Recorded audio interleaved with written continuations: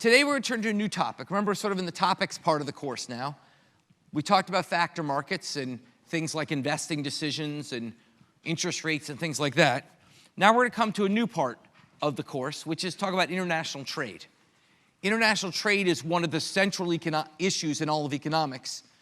As with every topic we cover in this course, we won't do it enough justice. We'll just do 2 lectures. But if you find it interesting, we have an entire course called 1454, which is all about international trade. So sort of to give you a taste of how we can apply the tools of basic microeconomics to important questions, one of which is trade. Now here's a question for y'all. How many of you have ever given or received roses on Valentine's Day? The unromantic MIT crowd never fails to amaze me. Okay, well, turns out Valentine's Day is uniquely badly positioned for the US because it's in February, and that's a hard time to grow roses. So for years, what we did, if you want to give roses in February, you had to buy them from especially grown from hothouses that were specially set up to grow roses, so you had them available in the winter. To deal with this inefficiency of a flower-based holiday being in February, we had to have special production of roses. Well, that changed because it turns out that the perfect place in the world to grow roses is right around Colombia and Ecuador in South America. They're perfectly temperate. They're on the equator. You can always grow roses there very cost effectively. Indeed, when I visited Colombia and was driving around, there are these enormous rose farms. I got to stop at one. They have 15, literally this rose farm we stopped at shipped out thousands of roses every single day to all over the world. They even had different sections for different countries. So in Russia, they like long stem roses. They had a Russian section with long stem roses. They had a US section with the kind of roses we like. It was an incredible production, and it's easy because it's warm there all year. So the question is that a good thing or not? On the one hand, we get cheap roses, and if you all were a little more romantic, you might value that. You might value having cheaper roses that you could buy, or maybe you would be more romantic. Maybe you're just romantic but fiscally prudent. With cheaper roses, maybe you can give more roses to your loved ones. On the other hand, all the guys who had jobs producing roses have lost their jobs. There were presumably hundreds, not thousands of people involved in growing these roses in the US. They're not out of work because we get them from Colombia. This debate over the fact that consumers get goods cheaper but producers lose their jobs is the heart of the debate over international trade. Okay? This is a particularly important topic right now because traditionally, the divide over international trade, as I mentioned when I talked about voluntary export restraints, was traditionally broke down along party lines, with Republicans favoring free trade and Democrats opposing free trade. That sort of reversed over the last several decades. The largest free trade initiative of the last 50 years was Bill Clinton's NAFTA, a Democrats' bill, the North American Free Trade Agreement, which opened up trade between the US, Mexico, and Canada on a very free basis. And the biggest opponent of free trade in the Oval Office in the last 50 years was Donald Trump, who used tools of trade to go after China, to declare sort of economic war of China in particular. Donald Trump imposed a tariff, which is a tax on imported goods from China. So in fact, parties reversed. Now it turns out basically now we're in a situation where everybody's against free trade. Indeed, President Biden has kept in a lot of the Trump anti-trade practices that were in place. Free trade is very unpopular right now. Okay? Now, the extent to which countries participate in international trade is described by 2 quantities. There's exports. Those are goods produced domestically but consumed abroad. And there's imports, which are goods produced abroad and consumed domestically. So exports are goods that a country sells to the rest of the world. Imports are goods a country buys from the rest of the world. Currently in the US, we have about $2 trillion worth of exports. We currently export about $2 trillion worth of goods, and we import about $3.2 trillion. So exports are $2 trillion, imports are $3.2 trillion. The difference, imports minus exports, we call the trade deficit. So we have a $1.2 trillion trade deficit. That means we import about $1.2 trillion more worth of goods than we export. This was a large focus of the Trump presidency and of many politicians. As a sign, it was viewed as a sign of U.S. weakness that we have this giant trade deficit with other countries. They were exporting quite more than they were importing. But in fact, that intuition is completely wrong. And to see why, let's start with a simple example. Okay? Suppose you and your best friend both love Pokemon. And you love all the Pokemon equally. You want to collect them all. Okay? You got to catch them all. You love all the Pokemon equally. You love Pokemon, your friend loves Pokemon, and you value them all pretty equally. So let's say that you have 2 Pikachus and your friend has 2 Jigglypuffs. And let's say you and your friend think Pikachus and Jigglypuffs are pretty much worth the same thing. I'm not a Pokemon aficionado enough to know if that's true, but let's say they're roughly worth the same thing. So let's say you go to your friend and say, look, I have 2 Pikachus, you have 2 Jigglypuffs. I'm going to trade you 1 Pikachu for 1 Jigglypuff. And your friend says, yeah, that's great, I'd love that deal. I don't have any Pikachus. So you make the trade, and you go from 2 Pikachus and no Jigglypuffs to 1 Pikachu and 1 Jigglypuff. And your friend goes from 2 Jigglypuffs and no Pikachus to 1 Jigglypuff and 1 Pikachu. Now, what you've just done is created a Pikachu trade deficit. Think about it. You used to have 2 Pikachus. You've just created, a Jigglypuff trade deficit. You've just imported 1 Jigglypuff, and you've exported 0 Jigglypuffs. So you've created a Jigglypuff trade deficit. You could see, presidents ranting about the Jigglypuff trade deficit. America will always be a second-class nation as long as we have a Jigglypuff trade deficit. You might say, well, that's silly. And you'd be right, that is silly. But it's no sillier than worrying about the general trade deficit. Indeed, let's just imagine we replaced you with the United States, your friend with Colombia, Pikachus with dollars, and Jigglypuffs with roses. Then we just made the same trade. We just sent them dollars to buy roses. It made us better off because we wanted the roses. It made Colombia better off because they want our dollars. So who lost? No one lost. It was just a trade that made both sides better off, which is what trading does. We've created a deficit with Colombia, but only because the deficit is measured in dollars, not in welfare. Yes, we have a trade deficit, but we also now have a rose surplus. Okay? And just like we don't care about Jigglypuff deficits versus Pikachu surpluses, we don't really care about dollar deficits versus goods surpluses. Okay? We're happy to make this trade, and indeed, blocking this trade would lower social welfare. For the same reasons that blocking any trade where the marginal benefits exceed the marginal cost lowers social welfare.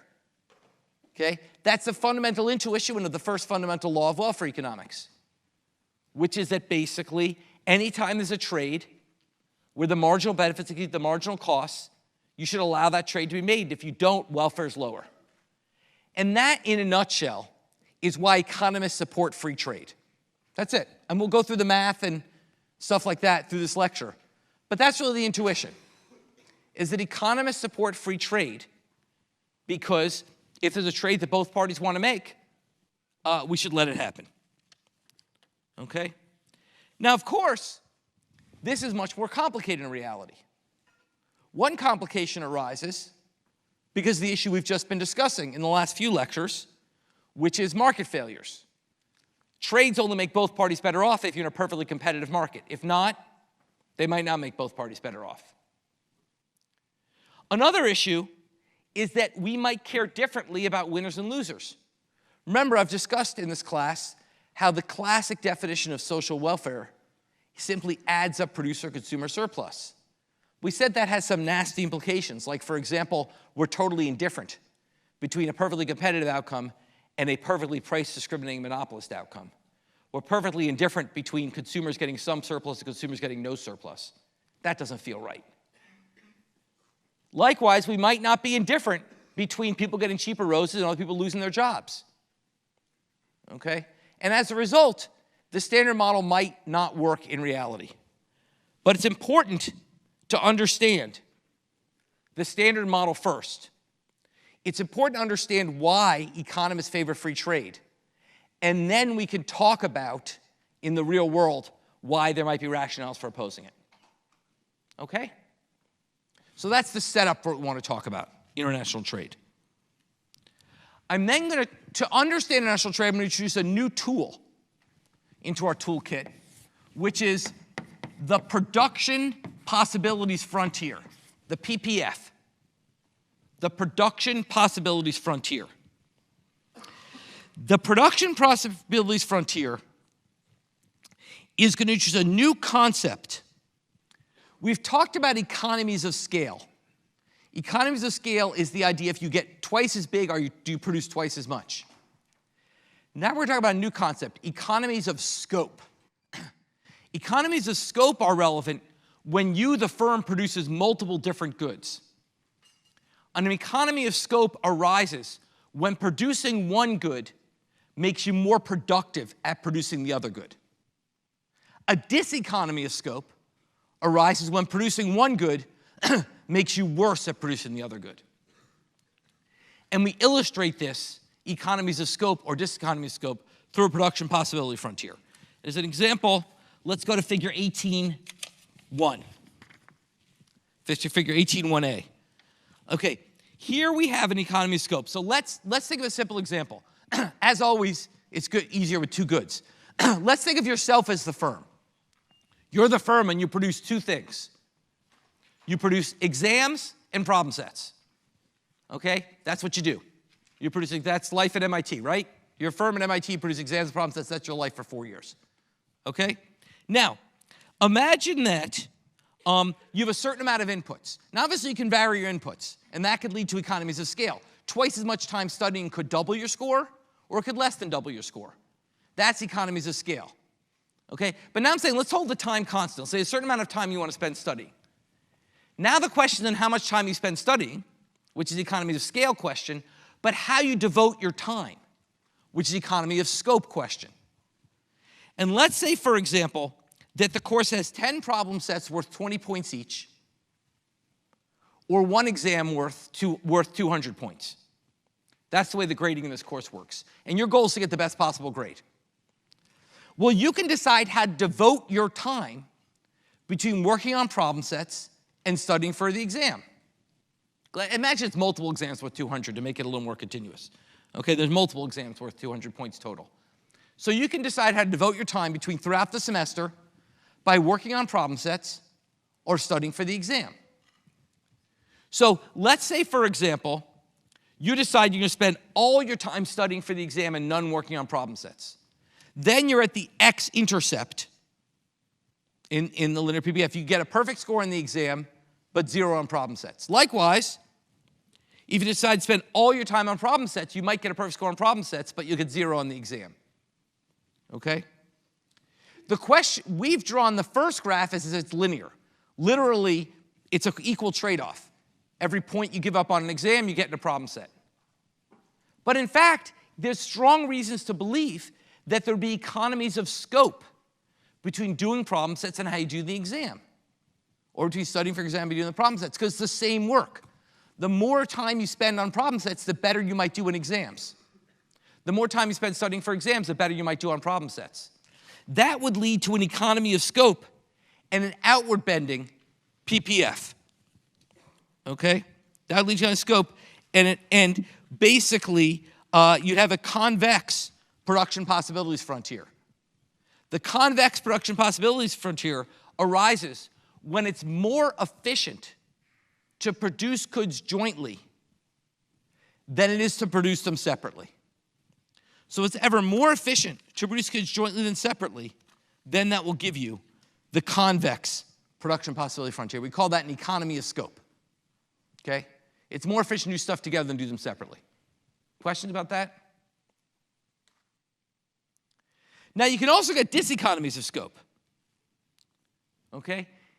That would be illustrated in figure 18.1b. that would be a concave production possibility frontier, where literally you're better off doing one or the other, but the combination of the two makes you worse. Now, it's hard to see that in our example. Let me give you an real-world example of this, which is when I was an MIT undergraduate, I was a pretty good tennis player. I was on the MIT tennis team, JV. Okay, wasn't great, but I was on the tennis team. Okay, but I'd never tried squash before. And people said, you're a college, you know, you're an elitist East Coaster, you got to play squash. Okay, so I decided, fine, I'll go try squash. Well, it turns out tennis is all about not using your wrist, and squash is about using your wrist. Tennis, you're about trading that ball flat. Squash, you're about sort of slicing it and hitting it using your wrist. And it turned out the more I played squash, the more it screwed up my tennis game. And the more I played tennis, the more it screwed up my squash game. That was a diseconomy of scope, if I can use such a sort of an elitist example of a diseconomy of scope. Okay? Where doing one made me worse at the other one. Okay? So both things can be true. You can have both economies of scope and diseconomies of scope in your production possibility frontier. Questions about that? Okay. With that in mind, now we want to turn to our classic model of trade. We're going to talk about, this is really one topic. Sorry, I wrote this with a thin chalk. It's hard to see. Comparative advantage and models of trade. So we're going to turn to the topic of comparative advantage and trade. Okay. Now, the way we think about international trade in convenient ways, we use what's called 2x2 models. This is the workhorse of international trade. If you take 1454, this is where you'll start. 1454. 2x2 trade models, two countries with two goods. There's no money in these models. It's two countries, two goods. So let's, for example, imagine our two countries are the US and Colombia, and our two goods are roses and computers. So imagine a world with just two goods in them, roses and computers, and just two countries that produce those goods, the US and Colombia. The idea is, Colombia, it is relatively easy to grow roses because the weather conditions are such. But in the US, it's relatively easy to make computers because we have highly skilled workers. So that's the setup of the model. So we're going to put particular examples on it. Here's a particular example. This is the way a 2x2 model looks. So for example, let's say we have two goods. We have roses and computers. Let's say we're talking about a dozen roses versus a computer. Okay, so this is a dozen roses versus a computer. Okay? And then we have Colombia and the US. Okay? And let's say that the only input to producing these goods is labor. Obviously untrue, certainly with computers. There's a lot of capital involved. But once again, we're going to start with this easy model. Two goods, two countries, one input. Obviously, all those numbers can expand. You can have two goods, two countries, 6 inputs, or 6 countries, 8 goods, 4 inputs. Anything can go on. But life can be easiest if you have 2 countries, 2 goods, 1 input. The input is labor. And that input produces, we're going to have a constant returns to scale model, where basically we're going to simply say that to produce 1 carton of roses in Colombia takes 1 worker, okay?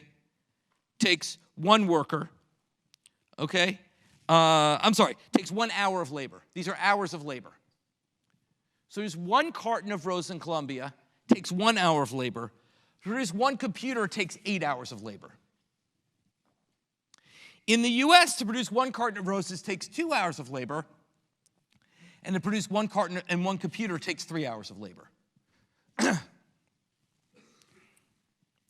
Now, based on these numbers, we can draw the PPFs for the US and for Colombia. And they're going to be linear. I haven't put any economies of scope in here. I've just made them linear. So if you look at figure 18.2, here are the PPFs for Colombia and the US. In a given day, if we think of a budget of 24 hours, so imagine we're going to do the PPS for a given, remember PPFs are about for a given set of inputs. Here this inputs is going to be 24 hours of labor. Before it was a certain amount of time you had studying. Now it's 24 hours of labor. For a given set of inputs, which is 24 hours of labor, what can we produce? Well, in Columbia, with 24 hours of labor, we could produce 24 cartons of roses or 3 computers or some combination of the two. In the US, we could have 12 cartons of roses or 8 computers or some combination in between. The line connecting those is the PPF. The PPF shows you the combinations you can have for a given level of inputs. And in our example, it's linear, just to make life easy. You could obviously make it more complicated with economies of scope, but it's economies of scope, but it's easiest if it's linear. So you've got these simple linear production processes. One input, constant marginal cost. Okay, it's just literally constant marginal product of labor. Constant marginal product of labor. Literally, every time you want to produce another rose, it takes 1 unit of labor in Colombia, 2 in the US. Okay, so lots of assumptions floating around here. Constant marginal product of labor, 1 input, 2 countries, 2 goods. Okay? Questions about that? Let me pause. This is a hard but important model. Let me see if there's questions about how this is set up. Okay. Now, we want to ask, who has the advantage in producing these goods? And the way we want to ask it is through the lens of comparative advantage. That is, we don't want to ask who's better at it. We want to ask who's relatively better at it.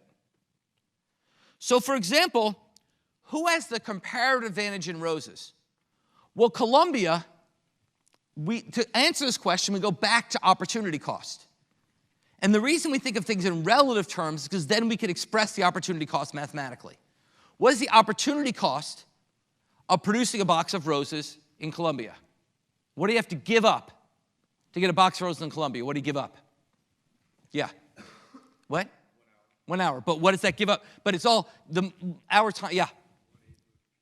In Colombia, you give up 1/8 of a computer. That's exactly right. So it's time. Okay, I love the celebration. You get the answers right. That's good. You celebrate that. You're doing a great job. Okay, so in Colombia, the opportunity cost of a box of roses, which takes an hour, is 1/8 of a computer, which also takes an hour. In the US, now let's first say that's an hour. What's the opportunity cost of a box of roses? 2/3 of a computer. Okay? So the opportunity cost of a box of roses in Colombia, is 1/8 of a computer. The opportunity cost of a box of roses in the US is 2/3 of a computer. So what we say is, since Colombia has a lower opportunity cost, they have a comparative advantage in roses. Colombia has a comparative advantage in rose production. Why? Because the opportunity cost is relatively lower. Flipping that, okay, so let me stop there. So Colombia has a comparative advantage in roses. Now, let me be clear for a second. I want to distinguish comparative advantage from just the term advantage, or what we call absolute advantage. I want to distinguish those. And the best way to distinguish those is, of course, to think about LeBron James mowing his lawn. Okay? Let's think about LeBron James mowing his lawn. Now, LeBron James does 2 things, play basketball and mow his lawn. Okay? And let's assert LeBron James is better than anyone in the world at both playing basketball and mowing his lawn. LeBron James being awesome. I mean, the guy's built, right? He just crank on that lawn. Okay, so let's assert LeBron James is the best person at both mowing his lawn and playing basketball. He has an absolute advantage in both activities. But he has a comparative advantage in playing basketball. In other words, he's way better. Let's take LeBron James versus me. Now, there's 2 goods, playing basketball and mowing lawns, in 2 countries, LeBron James and Gruber. Okay? LeBron James has a massive comparative advantage in playing basketball. I suck at basketball. Okay, he has a billion to 1 comparative advantage in playing basketball. Mowing lawns, he's maybe 5 to 1. He's certainly better than me at mowing a lawn, but is he more than 5 times? Could he do it 5 times faster than me? Probably not.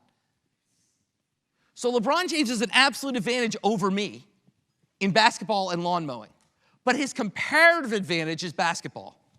LeBron James should, and this will be the hint of where we're going, LeBron James should specialize in basketball, let me mow the lawn. Now, in fact, I shouldn't mow the lawn either. Because let's take me versus a landscape contractor, and let's do economics and lawn mowing. I am certainly better than the average landscape contractor at economics. I'm probably worse at lawn mowing. So I should then hire the landscape contractor. It's all about comparative advantage. It's what are you relatively better at? Okay? Now, let's go back to another example.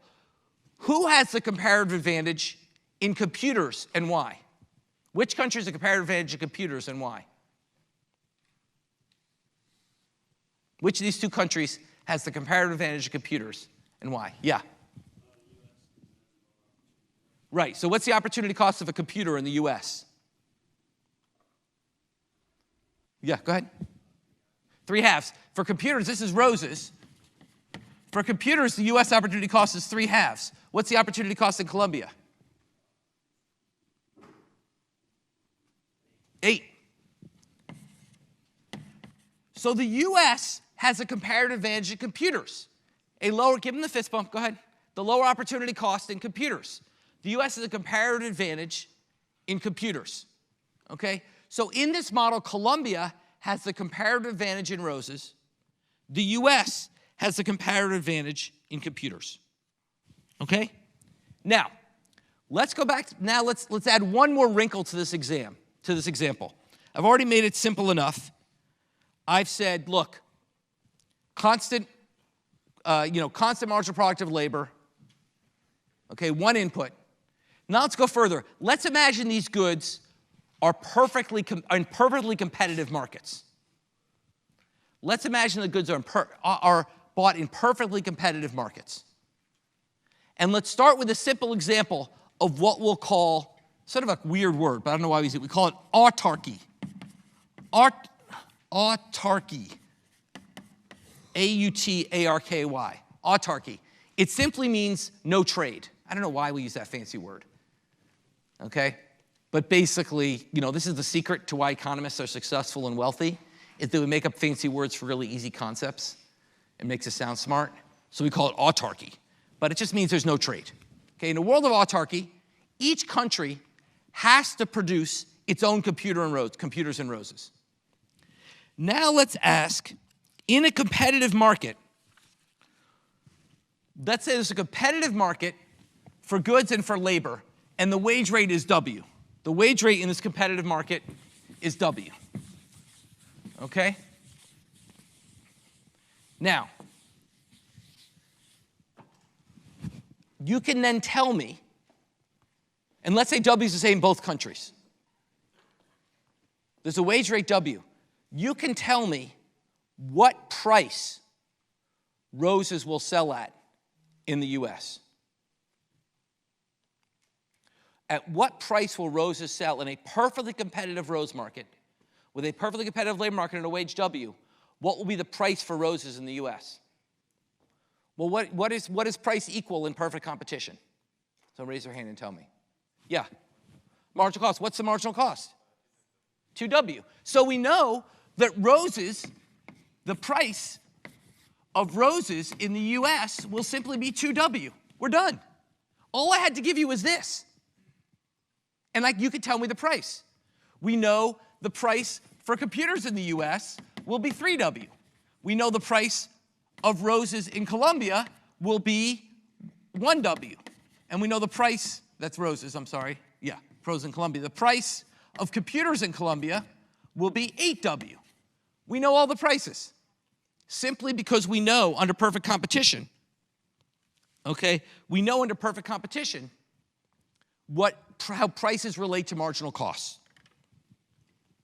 Okay? So basically, in the US, if you cannot trade, then in the US, computers will cost 1.5 times as much as roses. The price of a computer 1.5 times the price of roses. In Colombia, a computer costs 8 times as much as a rose. So if you can't trade, we know what the market's going to look like in each of these countries. Okay? We know what the market's going to look like in each of these countries. So now, let's imagine that we actually allow trade. Well, if you allow trade, here's the miraculous piece. By allowing trade, you create economies of scope.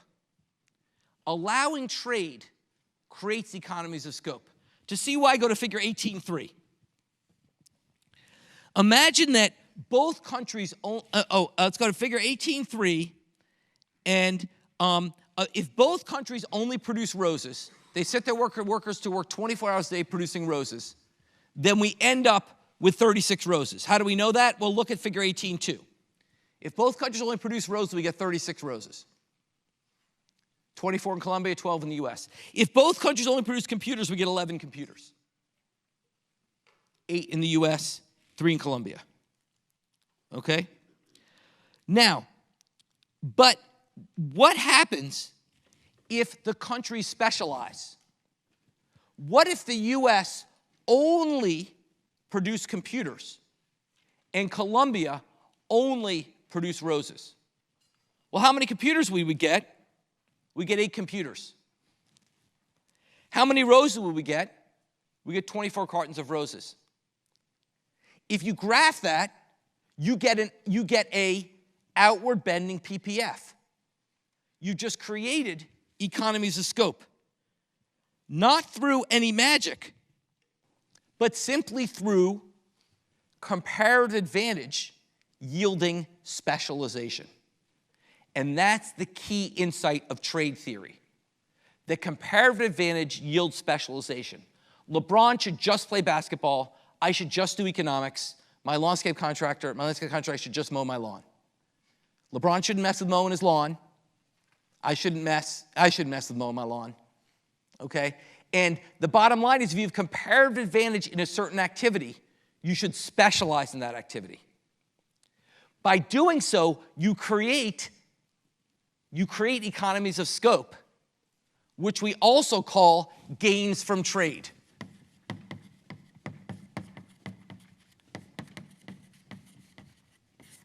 Gains from trade. You create gains from trade by allowing folks to specialize. Okay? So to see that further, let's imagine that the relative trading price of computers is 4. Now, you know what the relative prices are with autarky. Once we open up to trade, it's going to depend on demand, right? You can't tell me in a world with trading what price is going to be. I'm going to have to choose the demand curve. Okay. In autarky, it doesn't matter what demand is, right? Perfect competition dictates this. With trading, it matters because it depends how much we want computers relative to roses, and we don't know that yet. So I'm going to make life easy. I'm going to come back to this.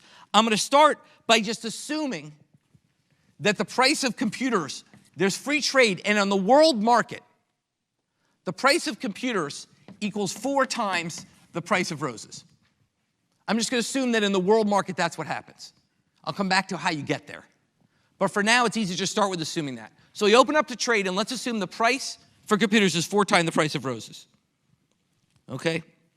Well, what you can see is that by specializing, we open up new consumption opportunities.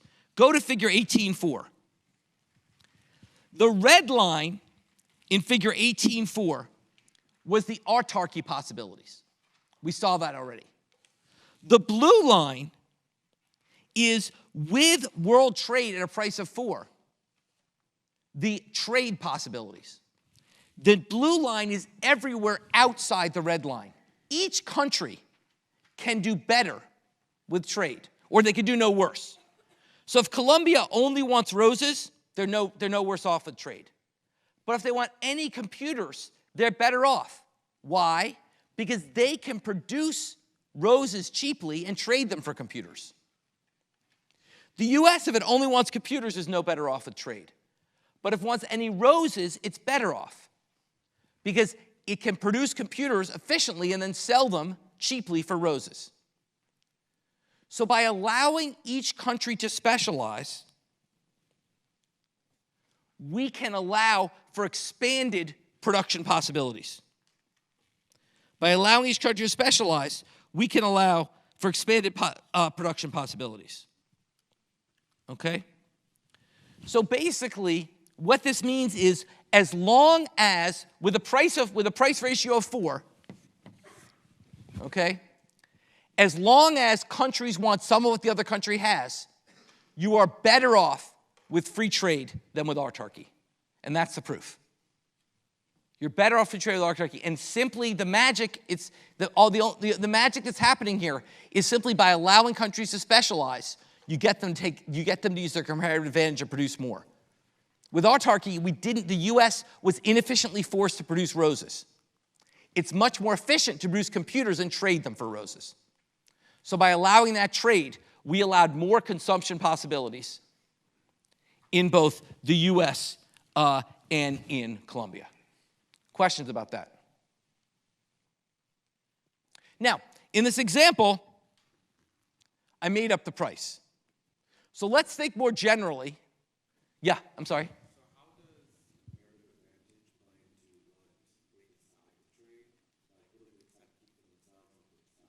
Great question. So what I've missed from this model is the whole demand side. What they decide to give themselves what side to trade is going to depend on the relative demand for computers and roses across the countries. That's going to yield this price, which I just made up. So basically, what they're going to decide to do is going to depend on how much each country wants computers and roses. Okay? So to see that, let's go to figure 18.5, which is a little confusing. Okay? But basically, what this says is, let's start at point B. Okay?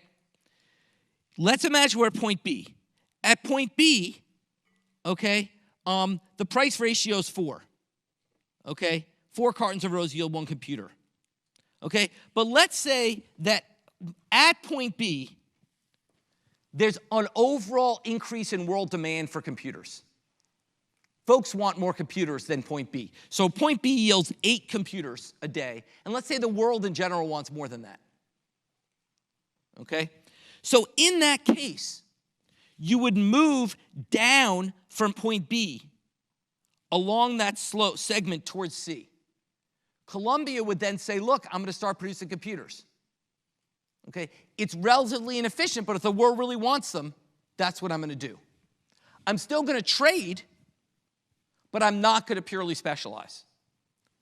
So pure specialization is a special case. In general, countries, whether they'll only purely specialize under certain conditions. Generally, countries will produce some of both. But they'll still relatively specialize in the thing they have a comparative advantage at. Let me say that again. Pure specialization only emerges as a particular case. In general, countries will shift. Once you open up to international trade, countries will shift towards producing the goods they have a comparative advantage in. They might not go all the way. It won't be as extreme as my pure specialization example, but the direction is clear. Now, at some point that will end. Okay? Imagine that we get to a point where the price of computers relative to roses is 10. Imagine demand for computers is such relative to roses, the price of computers relative to roses is 10. Well, basically, that would say a Colombian producer says, look, I have a choice. I can give up 1 box of roses and get 10 computer. And I'm sorry, basically, if I produce 1 computer, it will yield 10 boxes of roses. If the world price gets to 10, it'll yield 10 boxes of roses. At that point, Colombia will say, forget it, I'm just going to produce computers too. Okay? So you can imagine a world where everyone specializes in computers. Likewise, if the price of computers is low enough, everyone could specialize in roses. So where you end up on this graph depends on the relative demands. That is much more complicated. I'm not going to model that. I go back and forth whether I should model that, but that'll take another half hour. It's not worth it. I think we can get the intuition without the model. Okay? The basic intuition is, A, for prices in a broad range, from a price of 3/2 to a price of 8, prices in that range, there'll be some specialization.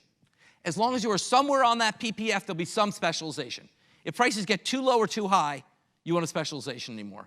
But in general, you get specialization. How much specialization you're going to get is going to depend on the relative demand for the two goods. If the world mostly wants computers, then the US will produce more computers than Colombia. Colombia will still produce some. If the world mostly wants roses, then Colombia will produce more roses than the US, but US will still produce some. Okay? Questions about that? So the bottom line is comparative advantage yields specialization, and that yields gains to trade. So that's the thought linkage, okay? Comparative advantage means that folks want to specialize, which yields gains from trade. If there was no trade, LeBron would have to mow his lawn. Okay? Think about that. If there was no trade, LeBron still cares about his lawn, still have to mow his lawn. That would be giving up basketball we all value at many, many times his mowing his lawn. That's inefficient. We are happy to trade me mowing LeBron's lawn for getting to watch LeBron play basketball. We're all happy to make that trade, probably even me. Okay, I like basketball. Okay, we're all happy to make that trade. So by not allowing that trade, we make society worse off. That's why free trade makes society better off, because without free trade, people can't take advantage of what they're best at. And that's why we like free trade. Okay? Questions about that? Now, that raises the really interesting question of where does comparative advantage come from? If comparative advantage is so important, where does it come from? Well, as LeBron example, it really can come from two places. As the LeBron example illustrates, the first place you get comparative advantage is what we call factor endowments.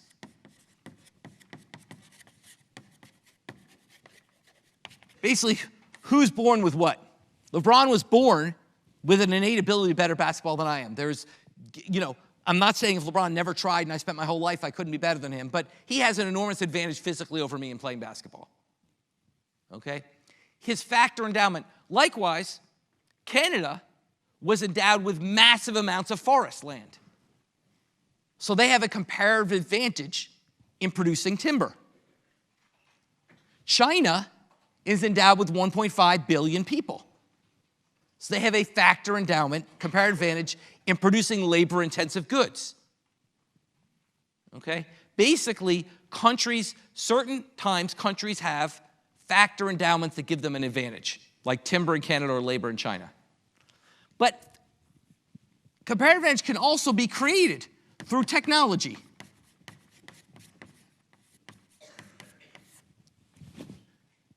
There's no reason the US is better than, I don't know, Indonesia at producing computers. The US isn't that much bigger than Indonesia. Okay? But we've pushed along the technological frontier, largely through investing in human capital, to give ourselves a technological comparative advantage. Comparative advantage versus Indonesia does not come from anything innate. Nothing about the land of the US makes us better at producing computers. You don't grow anything.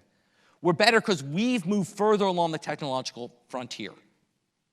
So in other ways, comparative advantage can be innate or it can be produced. And that is why a huge debate around international trade is basically, how do we get ahead of other countries? If you think about President Biden's Chips and Semiconductor Act, Chips and Science Act, a lot of what that act did, it put $52 billion into subsidizing the production of semiconductors in the US. Maybe you may not know about the semiconductor market. China's semiconductor market, while semiconductors were invented here in the US, and we still lead technologically in the innovation of semiconductors, we don't produce semiconductors. Indeed, a somewhat scary fact if you follow geopolitics is 75% of all semiconductors in the world are produced within 100 miles of China. Now, if you think that you're worried about a war with China, then that's kind of a worrisome fact. Moreover, there's the view that, gee, we don't have a comparative advantage in trading semiconductors because China produced them all. What if we what if we invested in the technology of manufacturing?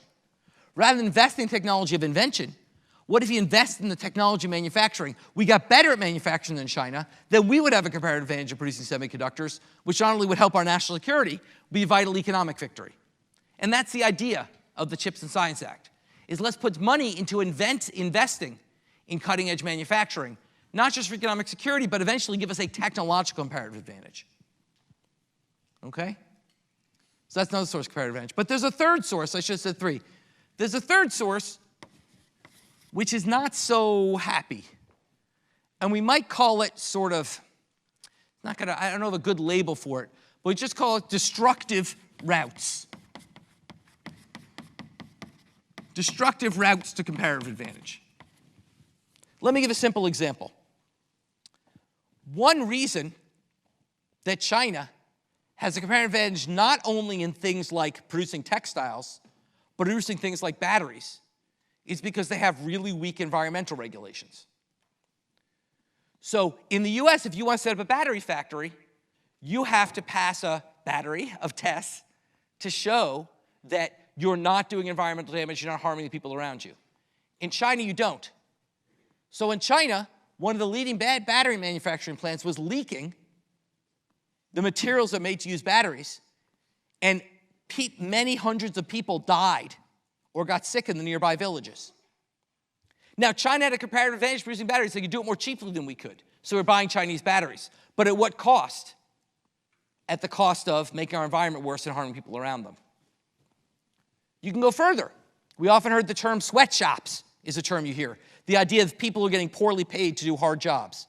Many people would argue that China has a comparative advantage in producing things like textiles because their workers are working in terrible conditions and leading horrible lives. Now, we'll come back to that next time and ask if that's really a valid criticism. But other people might call that a destructive route.